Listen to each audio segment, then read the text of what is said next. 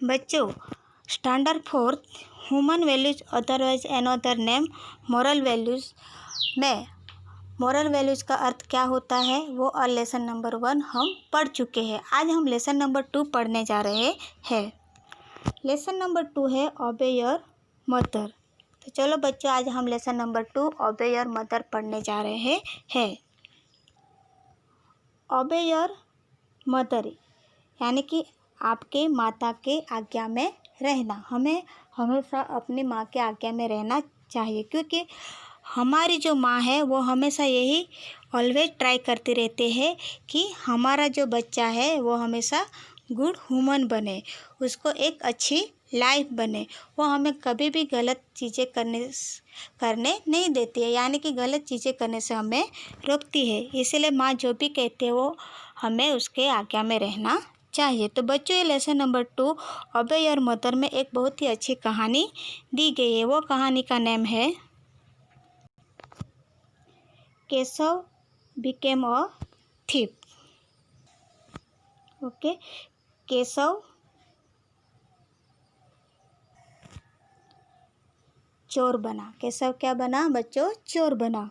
तो ये केशव कैसे चोर बना, किस तरह से चोर बना, वो हम आगे पढ़ेंगे। Once there was a boy name Keshav. एक लड़का था, उसका नाम केशव था। His father die when he was only 6 years of as.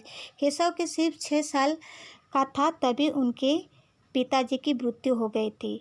His mother had no one else but her son. उनके पास केशव के अलावा और कोई नहीं था। She loved her son very much. इसीलिए वो अपने बेटों को बहुत ही ज़्यादा प्यार करती थी, अपने बेटे को ज़्यादा ही प्यार करती थी। She spoiled him by giving him everything he asked for. She never let him cry. वो हर चीज़ के लिए वो पूछती रहती है कि बेटा आपको क्या चाहिए, और जो चीज़ें उनको चाहिए वो हर चीज़ें वो ला के देती थी। और वो हमेशा यही प्रयत्न करती थी कि केशव कभी भी उनके सामने ना रोए। One day when Keshav came back from school. एक दिन जब केशव वापस स्कूल से घर आता है, he had got another boys new geometry box. तब उनके पास दूसरे बच्चों का एक न्यू ज्योमेट्री बॉक्स रहता है। हिज मदर गॉट यानी कि मिलता है। His mother asks him to return. ये देखने के बाद उनकी माता कहती है, किसको कहते हैं? केशव को, कि ये ज्योमेट्री जो बॉक्स है वो वापस कर दो। It but he did no. परंतु ये जो केशव है वो वापस करने के लिए मना कर देता है। His mother also did not force him and allow him to keep the geometry box. फिर केशव की जो माता है वो भी ज़्यादा फोर्स नहीं करती है और जो ज्योमेट्री बॉक्स है उसको रखने के लिए बोलती है। सी थॉट, और वो सोचते हैं, after all he has just taken a geometry box, यानी कि ये जो ज्योमेट्री बॉक्स वो ले लेती है और बाद में वो क्या सोचती है कि he will not do it again, यानी कि केशव ने आज जो किया है वो वापस वो ऐसा नहीं करेगा। ऐसा वो सोच के वो कुछ नहीं बोलती है। Soon Keshav develop the habit of stealing. जल्द ही केशव के अंदर ये जो चोरी करने की जो आदत हो दिन भर वो बढ़ती ही गई। He started taking out things from his friends bag. और वो अपने जो फ्रेंड की जो थिंग्स जो बाहर पड़ी रहती है वो उठा लेता था और उनके बैग में रख देता था। He used to quickly pick up. वो जल्द ही उठा के पीपल थिंग्स, यानी कि जैसे फ्रेंड की जो चीज़ें लेता था इसी तरह लोगों के भी थिंग्स वो जल्दी उठा के अपने बैग में रख देता था। He used to bring and hide those things at his home. ये जो सारी की सारी चीज़ें लेके आता था वो अपने घर में छुपा के रखता था।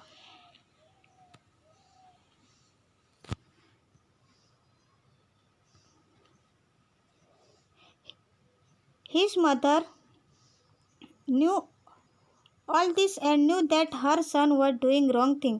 उनकी माता जानती थी कि मेरा बेटा जो भी कर रहा था वो बहुत ही गलत चीज़ें कर रहा है। बट शी केप्ट क्वाइट, लेकिन वो चुप रहती थी। Because he did not want to upset her son, क्योंकि वो अपने बेटे को दुखी नहीं देखना चाहती थी। As Keshav grew up, he picked up a lot of bad habits. ये जो केशव की जो ये बैड हैबिट है वो दिन पर दिन बहुत ही ज़्यादा बढ़ चुकी थी। Because there was no one to correct him, क्योंकि उसके पास ऐसा कोई नहीं था जो ये जो गलत चीज़ें जो कर रहा है उसको करेक्ट करने के लिए उनके पास कोई भी नहीं था। He soon join a gang of robber, बहुत जल्दी उसने एक रॉबर एक चोरों की जो गैंग थी वो गैंग में वो शामिल हो गए। One day he was caught by the police in a case of robbery, यानी कि रॉबरी केस में केशव को पुलिस पकड़ने आई थी। People came to now know of this misdeeds and he was sent to jail, यानी कि लोग भी उसकी ये जो आदत से तंग आ गए थे। वो जानते थे कि केशव बहुत ही एक बड़ा रॉबर बन गया है और वो वही सोचते थे कि वो जेल में जाए।